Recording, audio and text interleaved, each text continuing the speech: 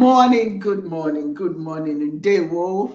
Good morning, everyone. Thank you and welcome to the Ntomoto TV show. It is my pleasure to welcome you here today. I'm Dr. Uwa Onyioha Osimiri, and I'm the host for Ntomoto show. My co-host will be here with us shortly, but in the meantime, it is an honor to welcome you and thank you so very much for being here today. We have a very important program today. I'm quite excited about it because you know what? Yeah, there is so much going on in our world today where we're focused on politics and all those things. And yes, those things are very important, but there are just some undercurrents, there are things going on in our world, particularly the world of women and girls, that we need to pay attention to. As always, please remember to subscribe to our channel. We appreciate your support. Let me welcome my host as soon as she gets here. Well, she's not here yet, so okay, welcome her right now. But as I do at the beginning of the program, I always wish to start with some words of wisdom. That is what Ntomoto is, words of wisdom that I and my guests share with you that you can add to your repertoire. And today I want to talk about a call for compassion towards vulnerable people, vulnerable women, vulnerable girls all over the world, not just in Africa, but everywhere. Everywhere that women are, obviously, we have these tragedies. And I'm asking you today to put down your concerns about all of the things and just focus on what we're talking about today. I want to emphasize the importance of compassion for the underprivileged. We must recognize our responsibility as human beings to uplift these individuals who are facing terrible systemic barriers and discrimination. Many of you are all aware of it. If you're a woman, you have faced a little bit of it or a lot of it, whatever the case may be. You know what I'm talking about. Our compassion requires action. By supporting initiatives that empower young girls and women through education, health, and mentorship, we contribute to the brighter future for all. We must not ignore their struggles. We must not do so. The world has to care. Instead, we should amplify their needs and promote their dignity. Together, we can create a world where every girl and woman have the opportunity to thrive. You know, my father always told me when I was a child, you don't have the right to die until you've made a difference and never live anywhere unknown. I don't want to live anywhere unknown, not to be braggadocious, but to know that I played a role, and you must feel the same way. What would your tombstone say when you leave this earth? What would it say? Were you part of the solution? Did you just talk about it? Well, let's not just talk about it. Today, we're going to talk to very important guests who are going to tell us about their opinion, their observations, and what we can do about sex trafficking. That's my Ntomoto words for you today. Before we go any further, I would like to play a commercial by our sponsor today. You know, we are sponsored, and so I'm going to share the sponsor with you, and then we'll continue. Pleasant Valley Energy Consultants, where innovation and sustainability converge to shape a brighter future for all, where we are striving to make a better world for our next generations. Our advanced educational science, technology, engineering, and mathematics, or STEM ILS, Integrated Living System Initiative, is at the forefront of utilizing renewable energy and agricultural technologies in off-grid settings for research, development, testing, and evaluation purposes.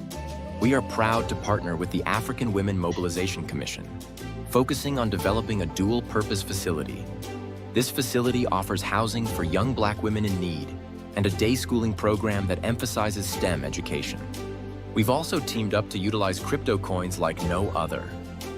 PVE and STEMSHI, the first philanthropic cryptocurrencies built on the Solana blockchain to support housing, job creation, R&D in agriculture, and renewable energy through our EBG ILS Joe Dome project. Through this collaboration, we are empowering and equipping the next generation of female leaders with the knowledge and skills to drive innovation and change in the renewable energy and agricultural sectors. At Pleasant Valley Energy Consultants, we believe in the power of collaboration, innovation, and sustainability. Together, we can create a world where clean energy and education pave the way for a brighter tomorrow. Join us in shaping the future today. Visit our website to learn more. Pleasant Valley Energy Consultants, LLC, innovating for a sustainable future. Yes, yes, yes. I'm so excited to partner. My organization, the African Women Mobilization Commission, partners with PVE Energy LLC to build this wonderful, wonderful community for our young girls. Well, it is my pleasure now to welcome my guest today. And the first guest I'm going to bring in is Dr. Nnenne Onyioha Clayton, who is my very special favorite niece. She probably, either she knows it or she doesn't know it, but she is. She's a specialist in human trafficking research and programming. She was a program manager at the School of Social Work at the University of Georgia, committed to well-being and social studies. It is my justice, rather. It is my honor and my pleasure to welcome to the forum my dear, dear Dr. Nnenne Onyioha Clayton. How are you? How are you? How are you? Thank you, Chief Osimiri. Thank you. It's a real honor and a pleasure to be here as well. The honor and pleasure is mine. Thank you for inviting me, and I am looking forward to this really important conversation. Yes, indeed. You know, last time we talked about, I shared the video of the young lady, and if I may bring it back again, she's the young lady that was trafficked.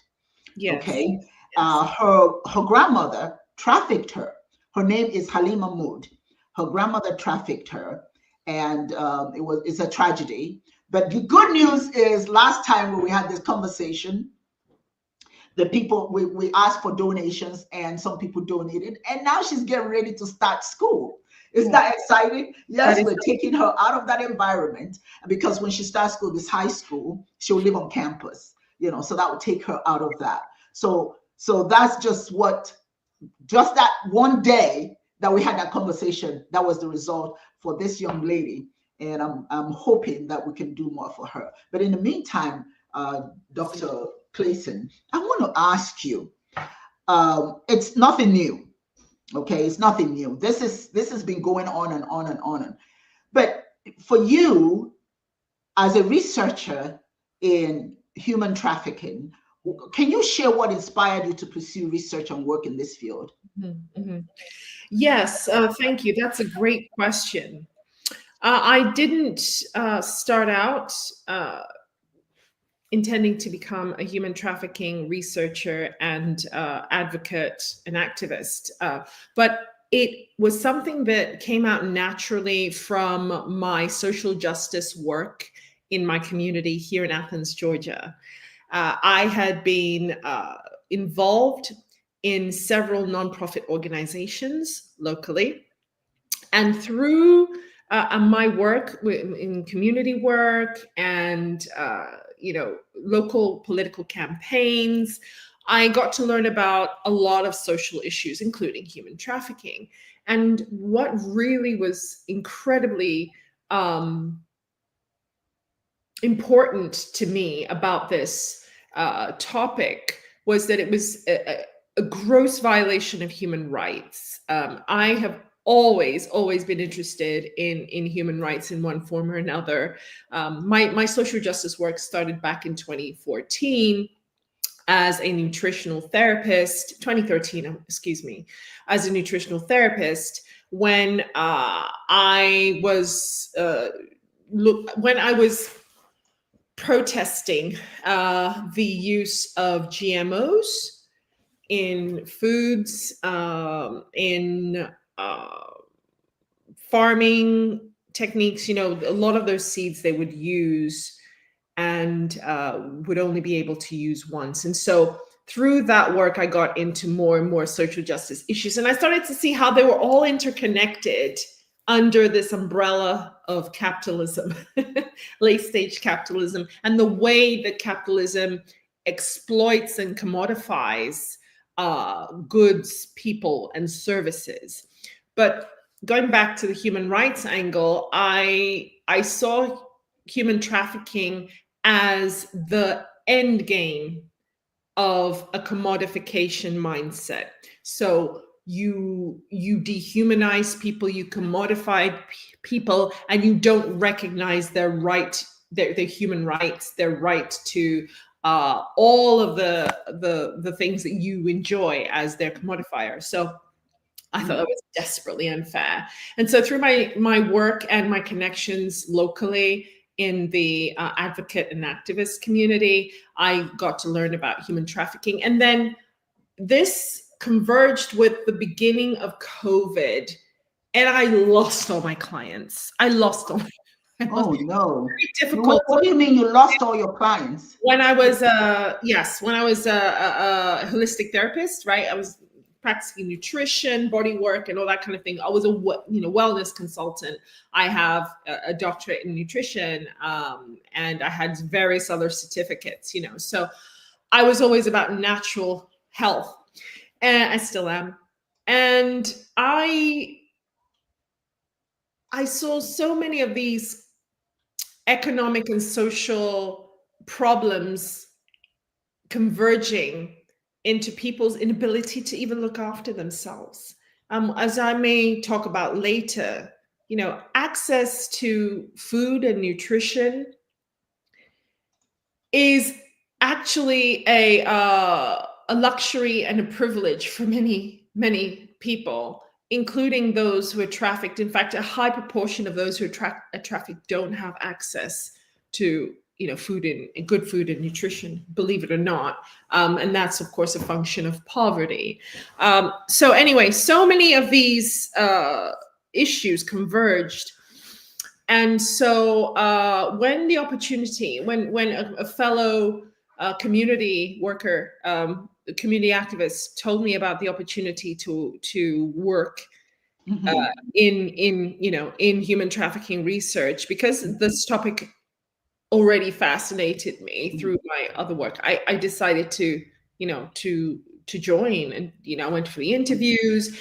And what really resonated with me were the core values. We shared core values. We share the core values for the rights of the dignity of the human being. We shared core values of the need for access to social and economic support, safety nets, and services. And so, these needs not even being met for everyone in such a rich country as the United States was tragic, but even more so for those in not so rich countries, particularly in regions like West Africa. Well, let me ask you this question. How do you define human trafficking? What are some of the common misconceptions about it? Oh, there's so many. Okay, so interestingly enough, even though there is an international legal and convoluted definition of human trafficking, there is no core definition that every single country adopts and uses legally. So what I will do is I will boil it down to what the core components are. Okay, what the sort of the essence of human trafficking is. It's a global crime and a human rights violation, okay, that takes place, that affects every country, okay, and it takes on a myriad of forms, including child labor, forced labor, debt bondage, commercial sexual exploitation. And its core components are acts, means, and purpose. So the acts in human trafficking refers to the either the movement or the acquisition, transfer, recruitment, transportation, the procurement of a person, okay, for the purposes, and the means is how you procure them. So you could procure them through force, fraud, or coercion. So you are basically violating their rights in the way that you procure them, okay? So you may deceive them, you may force them, you may coerce them. And then the purpose is for exploitation to their detriment. So you are actually exploiting their freedom. You are profiting from the loss of their full agency and freedom. Okay. Now I have so many questions for you, so don't be shocked if I'm just throwing them at you. One more question for you. I think this I really want you to really go into this. The victims, the victim profiles. You know, there's a tendency to think that it's really just affects girls. Okay. Yeah. Sometimes it affects boys too. Well, no. But what I want to know is the demographics that are typically affected by the trafficking. Is it majority girls, women? Woohoo! What victim profiles? Tell me about the victim profiles. Absolutely. And you're absolutely right. It can affect any demographic, although different types of human trafficking tend to happen to different types of demographic at different frequencies. It is complex to break down. First of all, I will start by giving you the background that there isn't nearly sufficient data on human trafficking because it is covert, it is hidden. A lot of the majority of victims are frightened into coming forward, into denouncing their exploiters, their traffickers. And so what we have are not definitive numbers. They are just estimates. Okay. So as far as demographics go, I think, let me see, I don't have the numbers at the top of my head. The majority. Okay, so if we're talking about majorities and you slice it that way, as far as that goes, the majority of trafficked people are women and children. By far. Having said that, there is a sizable minority that is trafficked for labor, and that's men as well. So more men tend to be trafficked for labor, and more women tend to be trafficked for sexual exploitation. Okay, I have so many questions for you. I am going to invite our other presenter today. Don't go anywhere because I'm pulling you right back in. Oh, absolutely. Okay, stay right there. Right now, I am going to introduce my my dear. Well, I just met her, and how exciting it was to meet her. And her name is Dr.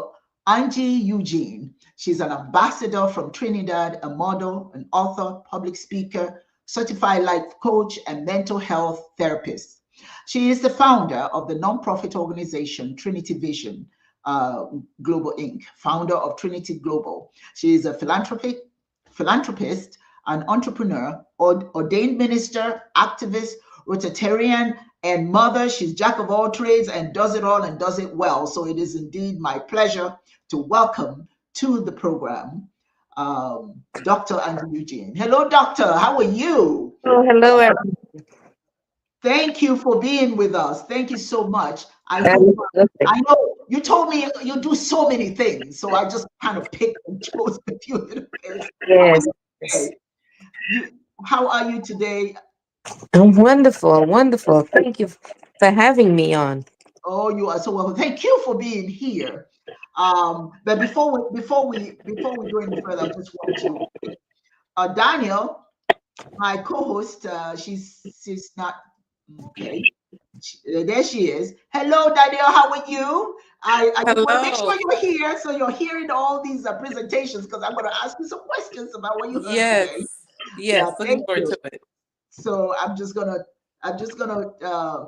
take you out a minute and have Dr. Eugene continue with her discussion. All right. Okay. All right, Doctor. I have some questions for you, and to you, based on your experience, and I did ask Dr. Clayton the same thing. What are the victims of sex trafficking from your perch in the world, from what you have observed? What is it, and what's the difference between human trafficking and sex trafficking? Okay. Um, so human trafficking is, of course, worldwide. So I have some statistics on human trafficking. Of course, we know these numbers are higher, but the reported amount of people who have been human trafficking is over 24,000 in 2024.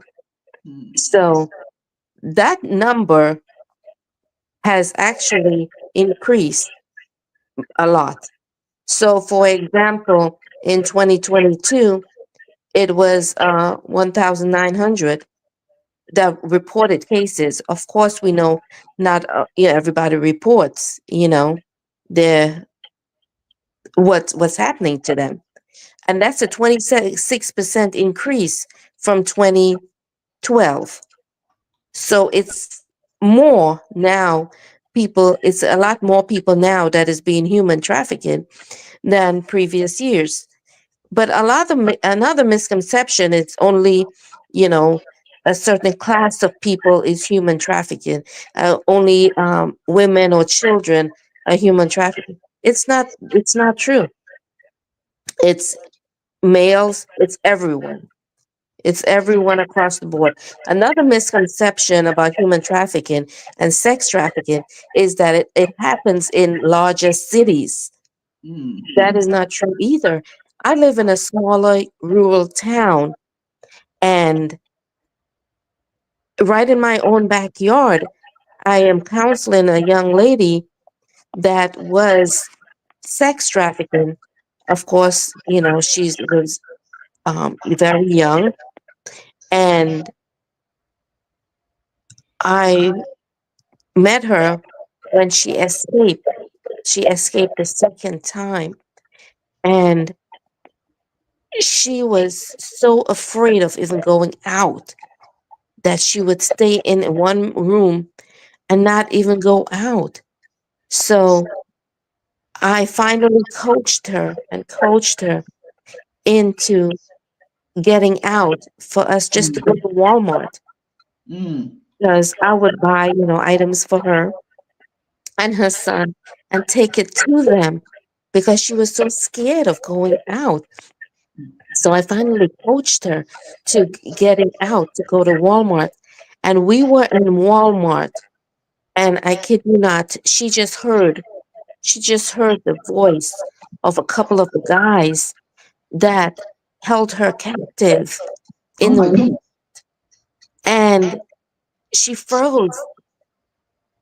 She just froze, and she soiled herself Oh my goodness. hearing their voice. So can you imagine the trauma that people deal with from just being in captivity years? And this was years and years and years later.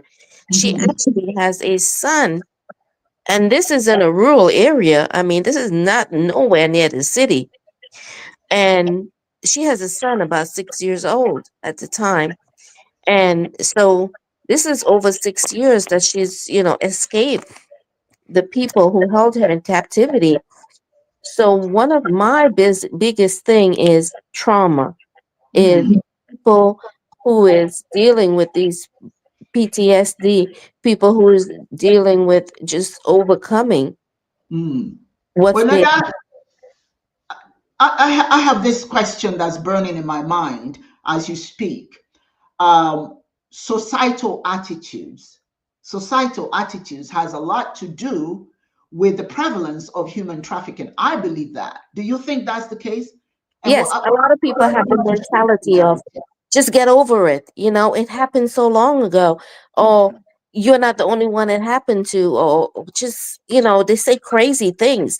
Being a counselor, hear it all from different people.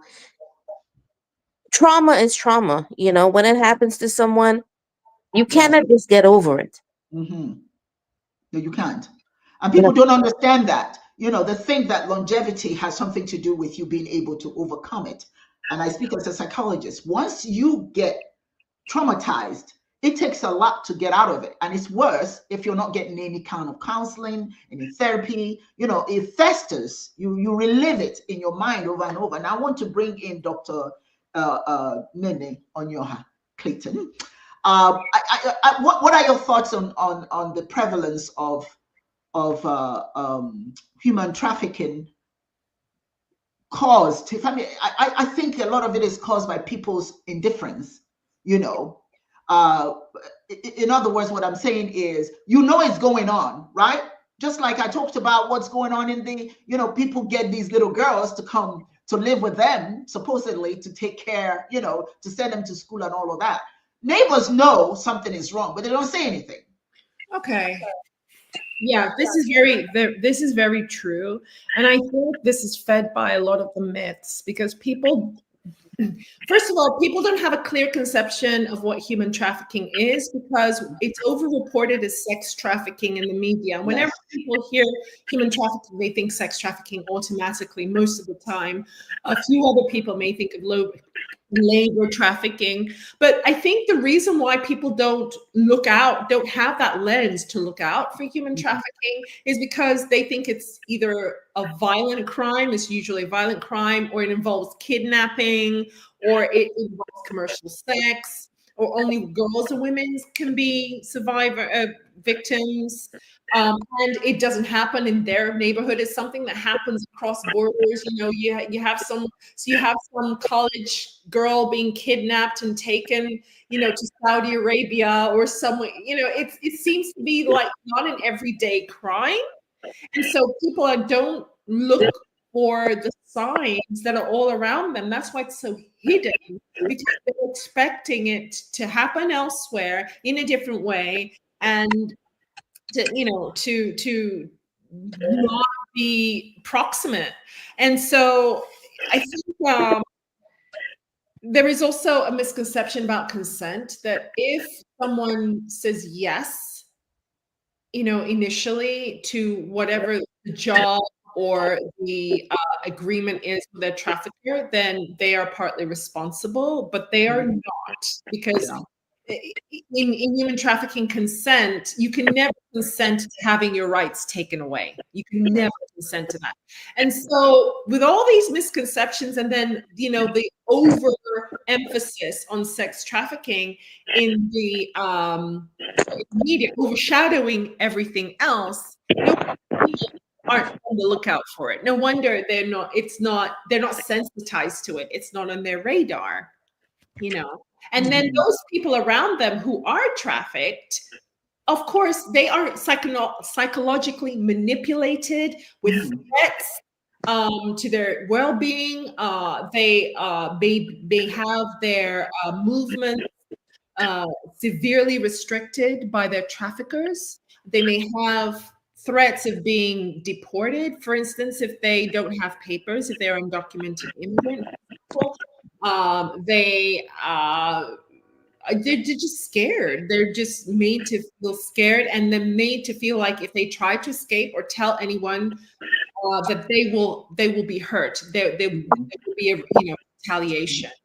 And so, you know, that is why it persists, and people are not looking out for it. Well, are there legal frameworks? Are there any current legal frameworks that you're aware of? You know, to address human trafficking. Yes. The TVPA, that's the Trafficking Victims Protection Act, which was passed in 2000. That was, 25 years ago. That was passed the same year as the Palermo Protocol, which is the UN international protocol. And both of those are the first one, the TVPA, is the U.S. National Legal Framework, and then the Palermo Protocol, which is a convention, it's got a very long name. That is the international legal framework that a lot of countries adopt to varying degrees. They don't all adopt it wholesale. So different countries adopt different parts of that international protocol into their own legal frameworks. You know, they domesticate those laws. So the kind of protections you get in one country will not be the same as the protections you get in another country because they interpret that international law differently. For example, consent means different things in different countries. And that is colored by their own legal frameworks, by their own culture, by their attitudes towards victims, vulnerable people, and women. So it's kind of complex. There is a move to standardize the international language and legal framework and compel countries to take up the same standards. And that is what part of the work of the Office to Combat and Monitor Trafficking Persons at the Department of State, which we hope will survive. Because right now, with the new administration, they are threatening to remove that office completely. Oh, God. A couple of days ago, they already removed the office of the office. They already removed 60, more than 60 grants serving trafficking victims, including victims of child trafficking around the world. So, it seems like their priorities are changing fast. And it is very worrying. And so what I'm saying is the implications are that the protections for trafficking victims in the United States may become weaker under, in the next few years. You know what? One of the things that really bothers me about this trafficking thing is it affects every nation. It affects all races and all of that.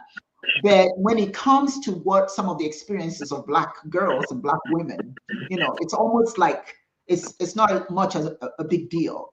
You know what I'm saying? Yeah. There are people actually who leave the United States to come to Africa to abuse those girls, and nobody says anything to them here. Do you understand? There are people actually who see that the girls are abused and actually want to add to it by going there. Or taking those, or those Africans themselves lying to these poor kids who really want a change in life, and tell them that they've got something for them, abroad. And then when they get there, they find out. There's so many videos of that. Here's the question I have for Dr. Eugene. You created several organizations. What do you think is the importance of collaborations and partnerships? How important is collaboration among various stakeholders, government, NGOs, law enforcement? How can they work together to combat human trafficking? Okay, so we have a day at the Capitol that is dedicated to human trafficking and sex trafficking. So the way that we help victims of human trafficking and sex trafficking is teach, the population about prevention. It's very important. Protection. And of course, we must prosecute. A lot of these people are not being prosecuted. Yes, the numbers are higher, but now of prosecuted cases, but it's not enough. It's only like 2,000 people that actually gets prosecuted, which is very, very low, because like I was saying earlier, that's 24,000 cases. And out of that 24,000 cases that is being reported, only 2,000 is actually prosecuted. That is not good. Is that for human trafficking or is that for sex trafficking? Which one are you talking about? For both? Human trafficking. Human trafficking. And human trafficking, we have to have that distinction. There is a distinction, isn't there? One is sexual, like you said, and how about the organ harvesting? That's another part of human trafficking. I saw something very recently that was wow, and that was in South Africa. They just released hundreds of young people who were kidnapped and for harvesting, not for them to work. Doctor, it's not for them to go and work, but for them to have their organs harvested. That's another thing that's going on. It's horrific. Yes, there's a lot of money in that. Yeah, and in Nigeria, the other thing that's going on, Nigeria, I love you, I'm Nigerian, but truth is truth. We need to pay attention to that. And that is the fact that you have these young girls who are trafficked in the sense that they have to, they get them pregnant, right? And then they take their children and sell their children. That's happening. Mm-hmm. This is reality. So, I mean, if you look at sex trafficking from every angle, it's horrific, and people are not focusing on that. And that's why I'm saying, the misconception that it's about women and it's about girls, and for some reason it's not that important. It is important, and we as women, we need to make every effort to pay attention to what's going on. One of the things that I hate the most, I hate to use the expression, but I'm going to use it, hate, is the fact that these girls, particularly the young 10, 8, 10, 9, 12-year-olds, are taken to people's homes. Yes. And they're sexually abused. Mm-hmm. After you lie to them, you're going to educate them. Then you bring them in your house. Then they become sex partners with your spouse. Come on, people. But we know it's happening.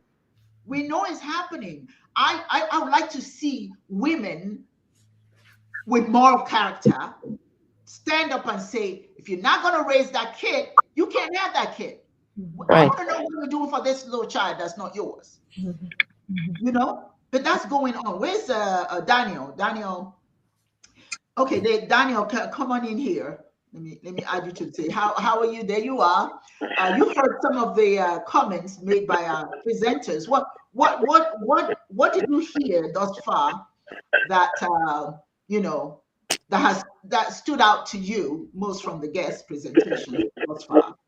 Actually, a lot of what they said was really interesting. I work in the domestic violence field, so it's interesting to hear about the trafficking field. I think what stood out to me was that because when I think of trafficking, I often think of sex trafficking. I don't think of the labor trafficking, the organ trafficking, and just the moving of human bodies, which is how my people got here in the first place, right? And so that's interesting to take in. Also, what stood out to me was you have these international, national, and local policies, and the fact that they really need to be all coordinated in order for us to really tackle trafficking. So you could have a government entity that is doing a lot, but if the one next door is not upholding what they need to do, it can undermine the entire effort. And so that had me thinking as well. And Dr. Onyioha Clayton was talking about, just the consequences of this administration and how grants are being cut for to address this human trafficking, and the proposal to get rid of departments that work on this. We don't need this right now. We have to have a federal policy, a federal strategy in order to collaborate with these international entities, because we're all in it together. Yes. So that was some of the things that stood out to me. Yes. And one of the things that gives me joy, and I hope people pay attention to that, you can do something, just you. You can't save the world, but you can save one child. And I just want to share, last time we talked about this young lady that the National Director, Zainab Ahmed, has taken in. And here she is. I just like to give you a little update on this little child. There she is, all struggling. She sent this video for me to see her as she's living her life as a 12-year-old. She was going to be, but if you didn't join us last time, this girl was going to be sold to a guy to become somebody's wife. That's sex trafficking. And here she is living with the National Director, Zainab Ahmed, African Women Mobilization. Look at her. Isn't that, I don't know about you, but I just get a kick out of seeing somebody that could have ended up in a very bad place, living like a child. There she is. Isn't that awesome? It's so exciting for me. You can see I'm fine. can see our plan. I love you, Queen Mother. I love you, Mother. I love you too. Ya wani rawan jiki. Shin ga da bidiyo ya fita. Kawo wani yare a India. Sai wani yare a shege. Tana juya gani. Now, Ni na ga miki kina the son reason mai why da I wani wanted to yare. see this little girl is because it took us to save her. It didn't take the whole world. It took one person to get started. So we have to ask ourselves, what roles can we play? What can we do? Can we just talk about it? I don't want to talk about it anymore. I want every one of us to say, okay, what can I do? In what way can I help? You can make a call. You can, if you know, and I say it because I have a lot of Nigerians here. Welcome to all my Nigerian viewers. A lot of them. And thank you, Zainab. Let's see, we got so many of them here today. You know it's going on in Nigeria, and I'm hoping that when you see a little girl in somebody's house and it's not their child, you want to know, how's she doing? How's she doing? They showed a picture of this little girl. The woman poured hot water on her. She's 8 years old because she told her, her madam, so to speak, that the master was trying to rape her. She got mad at the kid instead of her husband and poured hot water on the child. Right? And then what are the people doing? Oh, what happened to you? Oh my goodness, this is so bad. No. You should have called the police right there and then. They should have arrested that woman. But instead, they were trying to convince the woman not to be mean and take the little girl back. No, we don't want her to go back there. But anyway, this is what we're experiencing. So for all of you, I want to ask, call to action. Based on what all of us have shared today, what do you think that our listeners can do to help combat human trafficking in the communities? What I just recommended is good, but there can be other things. What might that be? I'm asking each one of you to provide your thought on what we could all do, because all of us, all of us can do something. It's too much of it. Too much of it. Yeah. Let's start with you, Dr. Eugene. So one of the things we do in my local community is we have a sign on the back of every public area, bathrooms, restaurants. So if you see something, if you hear something, if you think something is off, you call that number and someone will help to assess the situation, see if something is off. They can call Child Protective Services, they can call the police, but there's a phone number on the back of the bathrooms. And also, one of the great things that a bar did in our area is they put in the restroom, again, a sign, a poster saying that if you feel uncomfortable in any way, go to the bartender, order a specific drink. And when you order that specific drink, the bartender knows to call the police. I love it. I love it. Way to do it without the person might be sitting next to you, your captor, or someone trying to get you to go home with them, and you don't want to make a scene, or you don't want to let the other person know that, hey, something is wrong. The person that's sitting next to you, you tell the bartender or the wait staff, I want to order this specific drink, and this way they know to take action. I love it. And then there's another one where they ask you to sign like this when when you're in trouble. You sign. Is that what? How does that go? Yeah, like that. And that means you don't have to say anything, but people understand you're in trouble. And I mean, it's going to take everyone. Your thoughts, Dr. Nnenne?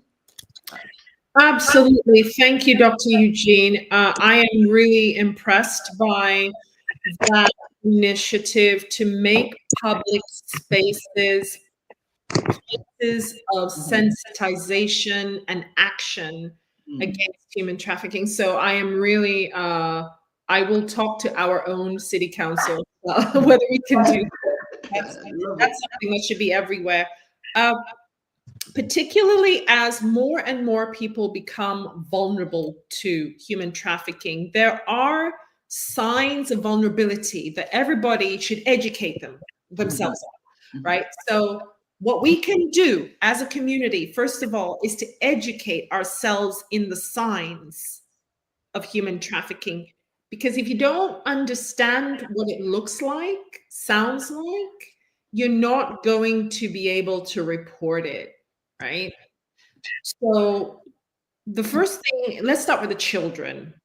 If a child is living with someone who seems to be abusive, has substance abuse issues, appears to be isolated, isn't in school regularly, appears to be malnourished, does not appear to be happy, you might want to ask questions about that and possibly send in a report to the National Human Trafficking Hotline. I've given the number to Danielle. So if I cannot access, for some reason, for technical reasons, I can't access the general chat to put it in there. So I gave it to Danielle. So have the National Human Trafficking Hotline number in your pocket, okay? Get it, look at it online. You can Google it, National Human Trafficking number. Cut it out, put it in your wallet, put it in your pocket, just in case. There are other signs, of course, for people of all ages. People in your community, keep a lookout for people in your community who do not have control over their life circumstances in one way or another. So they don't have freedom of movement, right? They appear to be maybe monitored by someone. They appear to be very reluctant to talk about themselves and what they do, their jobs. Maybe they don't want to talk about their job, you know. They appear to be working in a dangerous situation without any proper safeguarding, you know. They may even be living in an overcrowded situation, for example. Again, you know, anyone who seems to be controlling around them should put, you know, if they're not happy or if they're not their normal selves, if something has changed and their relationship with other people have changed, their social circle has shrunk, you need to ask questions. They report. Yeah. Okay. Thank you so much for that. And Danielle, any comments about what you just heard from them? Because I want us to talk about some of the comments that people have made here. I want you to respond to some individuals before we end the program today. So go ahead. Yeah. Yes. I really like the recommendations that I'm sorry, it was Dr. Eugene shared, the practicality of putting up signs in restrooms and public spaces, just very tangible ways to help. And Dr. Onyioha, I'm trying to get the name right. You can just say, you can just call me Nnenne. Okay, Dr. Nnenne. And so I like the perspective of what you were getting about education. Because how can we combat it if we don't know what it looks like? So, you know, getting that education, getting the practical steps of when it happens, signs in public areas that can help us on what to do when we see it, or to help survivors, to give them the resources that they need to help point them to safety. You know, and I just want to continue to say that we've got to work on some of our attitudes as community. These attitudes and ideas that we own other people, that we dominate other people. And, you know, we glorify that as the goal. You're supposed to be a boss. You're supposed to be a master. You're supposed to have some type of ownership over other people. And I think these are some of the attitudes that we need to check. As we talked about last week as well, the sexism and the misogyny in addition to that. And the last thing I'll add is advocacy is something that we can do.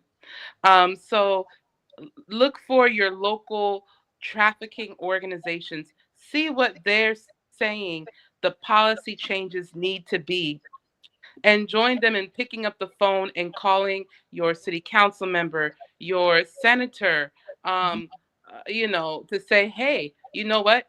We cannot cut these departments. We cannot cut these grants. We have an Yes, epidemic in our community, and we need our government to have a strong response. that's So right. also to remember that you can advocate at your city, state, and federal level for the policies needed to address this issue. Thank you so much. You know what? The reason why I'm passionate about this, that I thought is something we need to talk about, is because for me, I know the impact of sexual violence. Okay. It doesn't go away, it stays with you so long. So if you know people are going through it, don't ignore it. Don't ignore it. And let people not tell us what we need to talk about.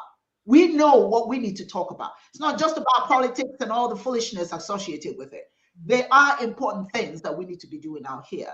And part of that is to be the cause and the reason for a young life to be saved and honored, and so that a woman can live with dignity. There are some comments here that I would like to share, and then I would like you guys to just briefly comment on them.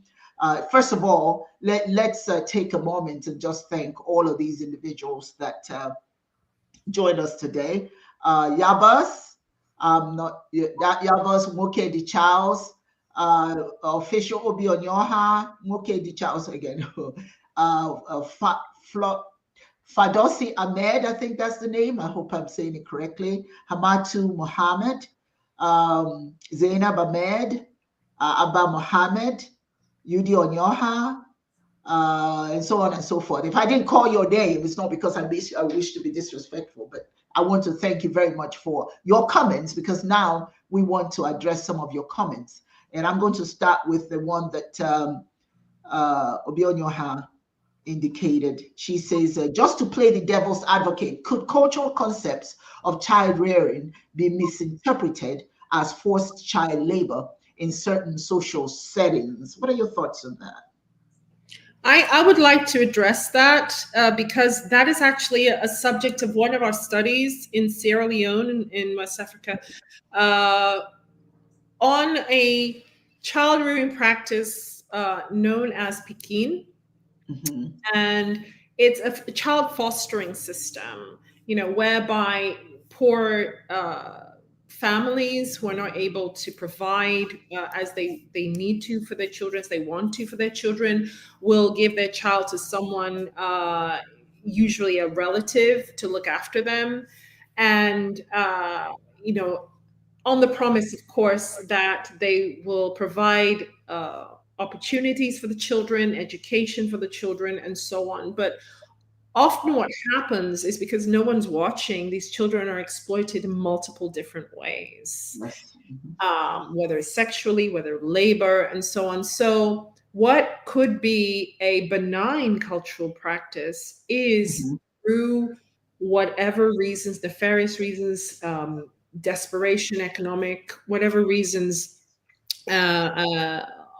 push people towards such horrible, nefarious behaviors, turn into something that is destructive to the child. So it's not a black and white issue. Some people do practice Pekin very well, and the children go on to school and they thrive. Others, unfortunately, depending on the nature of their foster carers, unfortunately may fall through the cracks and be exploited, including trafficked. Yes. Well, okay. Thank you so much for that. And then I want us to address this one. I'll have you address this one, Dr. Eugene. Greed and vile human sexual depravity. That's all. Of course, all manner of evil is perpetrated on the victims as demanded by greed. And this is sad situation. This sad situation crosses all cultures and countries. Your thoughts on that? Oh, okay. You're muted. Unmute yourself. I'm so sorry. Yeah. Yes, absolutely. For many centuries, people has preyed on others, to get what they want, or for selfish gains, Mm, for monetary gains. So it's nothing new. We just need to find a way to mhm. help combat sexual trafficking, help combat or make people more aware of what's happening in their own backyard. Mhm. There's so much of sex trafficking happening in my backyard and human trafficking that I didn't know until I got involved. So knowledge is power. Once you Mhm. get involved, once you know what's happening in your own backyard, you're able to take a stand and just know the signs and know that, listen, sex trafficking and human trafficking is big business. That's the Yeah, bottom line. It is it's about. very profitable for a lot of people. Mhm. So this is the reason why it still continues. Mm. Um, and I just want to add to that the values of the society also. Well, the society values impacts how they use what the importance of money. Okay, Yes. yeah, what the breakdown in values all over the world is part of the problem. Mhm. Because everybody's focused on money. Buying the Yes. next new thing. Being rich at the expense of others. You know what I'm saying? So I don't know how you're going to rebuild. Values. I think people need to become a little bit more spiritual in their relationship with their world. Because right now the world is suffering from a hollowness. It's almost like our spirit are dead. People just don't care. So it's like, when you see a cockroach, right? You want to squash that cockroach, without thinking. Yeah, I just don't want you near me, so I squash it. That's the way we treat human beings now. you know Yes. yeah, I don't want to be bothered. Go away. So you don't care about the humanity of the people you hurt. Here's one for you, Danielle. It's somewhat along the same line. Sex trafficking beneficiaries include the rich, the poor, politicians, criminals, judges, oligarchs, pastors, priests, Muslims, Christians, and head. No one is safe. However, now he didn't finish this thought. However, if you're an African, I'm not sure we would, So you answer the rest of it. But however, if you're African, leave that part of it. But what is he saying that? What does that mean to you? What is that saying to you? Yeah, I mean, he's speaking a truth, and it may be a tough pill to swallow. That's right. Is that, I think one of the things that we struggle with as a society is, and this helps to perpetuate victimization, is what do you Mhm. do and how do you respond when someone that you look up to is harming somebody? Yes. And that's very Yes. difficult. There's a cognitive dissonance that comes in. We don't want to hold people accountable. We want to make excuses. And then that helps Mhm. to perpetuate these violations. And so, Yes.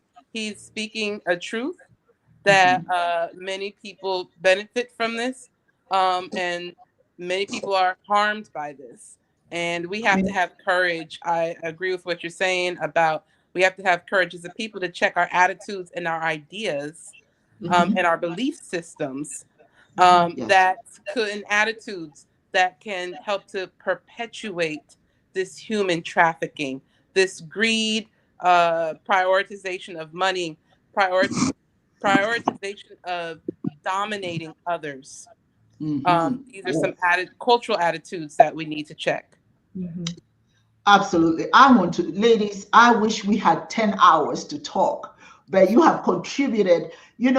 One of the things that's important is not how much you talk, it's the quality of what you said and Yes.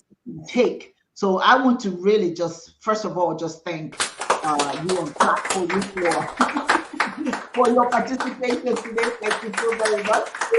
And I also want to thank all those individuals that I'm still going to keep clapping.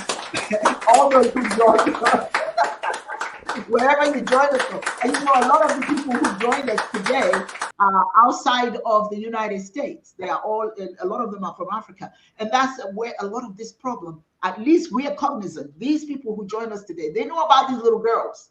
They know about the little girls who live in camps and they're taken away from the camps by soldiers who are supposed to support them and raped. right? This is an ongoing thing. And we, from now on, yes, when we talk about what's going on with politics and all of that sort of thing, yes, but we must talk about what's happening to our babies, what's happening to the ladies, what's happening to little boys, what is happening to humanity. It's our responsibility. It's not the responsibility of everybody else. You, just like your grandfather said, Nnenne, you don't have the right to die until you've made a difference and never live anywhere unknown. So you ask yourself today, what role can you play? What did you hear today that you can take with you that will become your modus operandi as you in your relationship with the world? Think about that. The girls who are abused today are the mothers of tomorrow. And whatever pain they have, that's what they are going to impact on the future generations. So we must be careful. We must be a little bit more tolerant less tolerant is the word for of what is done to girls and women. And certainly let's throw the men and the young boys, because it's happening to everyone. So anyway, thank you so very much for being here today. And I look forward to another session with you. And I hope, ladies, I hope I can invite you again. You're my family now. So when I call you, don't turn your phone off and act like you don't know me. Because I will be calling you again. So thank you everyone for joining us. We're going to have another discussion on the tomorrow show. And remember, please go and subscribe if you haven't done so already. Thank you. Thank you for listening. And so it is. Thank you so much, Dr. Osimiri. It's a pleasure.